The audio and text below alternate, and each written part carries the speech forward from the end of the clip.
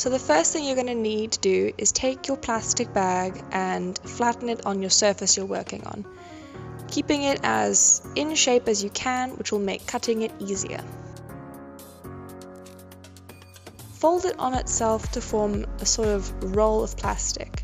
This will make it less effort to cut and less messy. Then you're going to want to cut off the handles of the bag as well as the base of the bag so that you have essentially a tube of plastic at your disposal.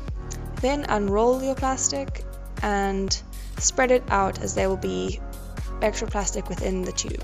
Flatten this out, fold your plastic almost in half, leaving a decent gap between the two ends of the plastic.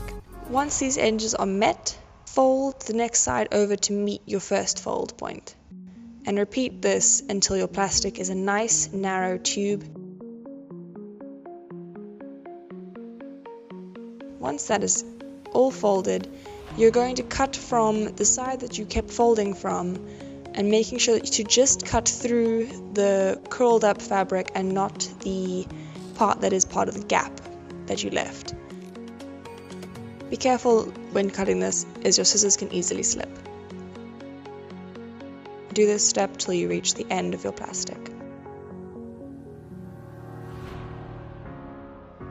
Now unroll the plastic that you've cut, and it will be easiest now to put this over your hand. As you can see, I had a bit of difficulty because I left that sort of structural point a bit thin. Putting it over your hand will ensure that you don't cut through your plastic. Now what you're going to do is you're going to take your scissors, and from the one side you're going to cut it at an angle. This angle will then be repeated throughout the various layers of Plarn that you now will have.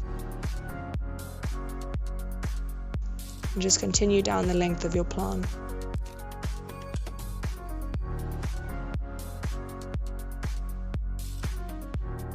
And voila, you will have a full-length piece of Plarn.